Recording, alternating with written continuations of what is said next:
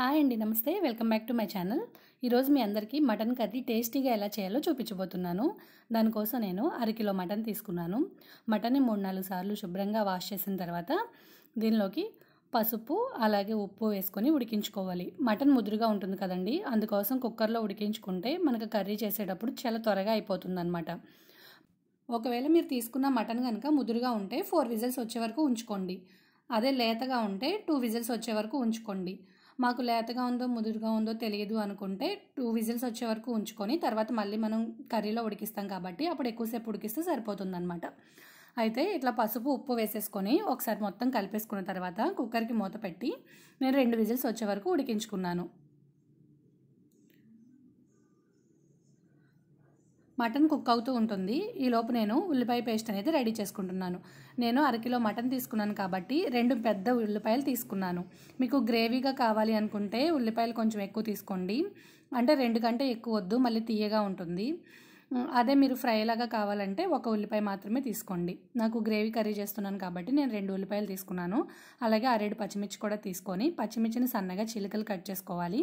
ఈ ఉల్లిపాయలను పెద్ద పెద్ద ముక్కలుగా కట్ చేసుకొని మిక్సీ జార్లోకి యాడ్ చేసుకొని రివర్స్లో పల్సిచ్చి, అంటే మరి మెత్తగా పేస్ట్ లాగా అవ్వకుండా కచ్చా పచ్చాగా అవ్వాలన్నమాట.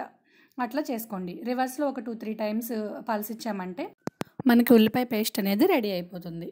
చూడండి, నేను ఇక్కడ చూపిస్తున్నాను కదా, ఇట్లా ఉంటే సరిపోతుంది అనమాట. మరి మెత్తగా అవ్వకూడదు. ఇప్పుడు స్టవ్ మీద ఒక గిన్నె పెట్టుకొని దానిలో కొద్దిగా ఆయిల్ వేసుకోండి. నాన్ వెజ్ కాబట్టి కొంచెం ఆయిల్ ఎక్కువే పడుతుందండి. ఒక 3 స్పూన్లు వేసుకోండి.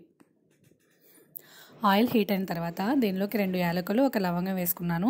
నేను తర్వాత మసాలా ఏమి వేయనండి, అందుకోసము ఇప్పుడే యాలకులు లవంగం వేసుకున్నాను అనమాట. తర్వాత మనం గ్రైండ్ చేసి పక్కన పెట్టుకున్న ఉల్లిపాయ పేస్ట్ని కూడా దీనిలో యాడ్ చేసుకోవాలి. ఉల్లిపాయ పేస్ట్ అనేది బాగా ఎర్రగా ఫ్రై అవ్వాలి, అలా అని మాడకూడదు. ఉల్లిపాయలు బాగా మగ్గిన తర్వాత మనం ముందుగా కట్ చేసుకొని పక్కన పెట్టుకున్న పచ్చిమిర్చి తరుగుని దీనిలోకి యాడ్ చేసుకోవాలి. పచ్చిమిర్చి తరుగు అనేది ఉల్లిపాయల పేస్ట్తో పాటు కూడా వేసుకోవచ్చండి. ఇలా వేస్తే పచ్చిమిర్చి ఫ్లేవర్ అనేది మటన్కి బాగా పడుతుందని చెప్పి నేను మటన్ వేసే ముందు వేస్తున్నాను అనమాట. చూడండి, ఇలా పచ్చిమిర్చి కూడా వేసి బాగా కలిపిన తర్వాత మనం ఫ్రెష్గా రుబ్బుకున్న అల్లం వెల్లుల్లి పేస్ట్ని ఒక పెద్ద స్పూన్ యాడ్ చేసుకోండి. మటన్కి కొంచెం అల్లం వెల్లుల్లి పేస్ట్ అనేది ఎక్కువే పడుతుందండి, అందుకోసం ఒక పెద్ద స్పూన్ అల్లం వెల్లుల్లి పేస్ట్ అయితే యాడ్ చేసుకున్నాను. అది కూడా ఫ్రెష్గా రుబ్బుకున్నది అయితే ఫ్లేవర్ బాగుంటుంది. చూడండి, అల్లం వెల్లుల్లి పేస్ట్ కూడా వేసిన తర్వాత మొత్తం బాగా ఫ్రై అయిన తర్వాత ముందుగా మనం ఉడికించి పక్కన పెట్టుకున్న మటన్ని దీనిలోకి యాడ్ చేసుకోండి. మటన్ ఉడికించినప్పుడు వాటర్ వస్తాయి కదండి, వాటిని ఉంచుకోండి. మనం లాస్ట్లో వాటర్ యాడ్ చేసేటప్పుడు యాడ్ చేసుకోవచ్చు అనమాట. ముందు మటన్ ముక్కలతో పాటు వేయకూడదు, వేస్తే అలాగా నీచు వాసన వచ్చేస్తుంది. ఇప్పుడు మటన్ వేసిన తర్వాత ఆయిల్లో బాగా ఫ్రై అవనివ్వాలి. చూడండి, ఆయిల్లో మటన్ అంతా బాగా ఫ్రై అయిపోయిన తర్వాత దీనిలో 1 స్పూన్ పసుపు, అలాగే 5 స్పూన్ల కారం, కొంచెం ఉప్పు. మనం ఆల్రెడీ మటన్ ఉడికించేటప్పుడు ఉప్పు వేసుకున్నాం కాబట్టి అది చూసుకొని వేసుకోండి. సరిపోకపోతే లాస్ట్లో వేసుకోవచ్చు, అలా అని ఎక్కువ వేసుకోవద్దు.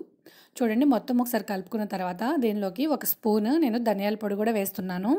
అలాగే కొద్దిగా కరివేపాకు కూడా వేసుకున్నాను. కరివేపాకు అయితే వేసుకోండి, ఫ్లేవర్ బాగుంటుంది. ఈ స్టేజ్లో వేయడం వలన మటన్కి కరివేపాకు ఫ్లేవర్ అనేది బాగా పడుతుందన్నమాట. ఇలా ధనియాల పొడి కరివేపాకు కూడా వేసుకొని బాగా కలిపేసి ఒకసారి మూత పెట్టుకోండి. మనం వేసుకున్న కారం, ఉప్పు, అలాగే ధనియాల పొడి, కరివేపాకు ఈ ఫ్లేవర్లన్నీ పడతాయి అన్నమాట. ఇలా ఆయిల్ సపరేట్ అవుతూ ఉండగా మనం సరిపడా వాటర్ వేసుకోవాలి. మీరు కుక్కర్లో ఉడికించినప్పుడు ఎక్కువసేపు ఉడికిచ్చేస్తే కనుక ఇక్కడ తక్కువ వాటర్ వేసుకోండి. లేదు ఇంకా బాగా ఉడకాలి అంటే ఎక్కువ వాటర్ వేసుకోండి. అలాగే మనం ముందుగా కుక్కర్లో ఉడికించినప్పుడు దానిలో వాటర్ వచ్చాయి కదా, ఆ వాటర్ని కూడా ఇప్పుడు దీంతో పాటు వేసేసుకోండి. ఇలా మొత్తం ఉడికిన తర్వాత ఒకసారి ఉప్పు సరిపోయిందో లేదో చెక్ చేసుకోండి. సరిపోకపోతే కనుక ఈ స్టేజ్లో యాడ్ చేసుకోవచ్చు. మూత పెట్టేసి బాగా ఉడికిస్తున్నాను.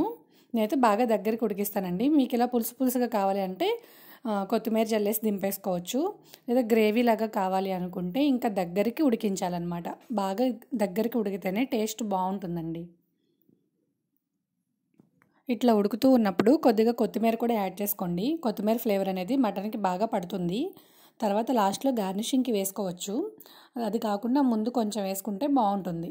చూడండి, ఆల్మోస్ట్ ఉడికిపోయింది నా కర్రీ అయితే. ఇట్లా మొత్తం ఎగిరిపోయిన తర్వాత ఫైనల్గా కొత్తిమీరతో గార్నిష్ చేసుకొని దింపేసుకోవడమేనండి. సింపుల్గా అయిపోతుంది. మనం ముందే కుక్కర్లో ఉడికించుకోవడం వల్ల త్వరగా కుక్ అయిపోతుంది అనమాట. మరి ఈ వీడియో మీకు నచ్చితే లైక్ చేసి మీరు కూడా తప్పకుండా ట్రై చేసి మీకు ఎలా వచ్చిందో కామెంట్ చేయండి. అలాగే ఛానల్ని సబ్స్క్రైబ్ చేయండి.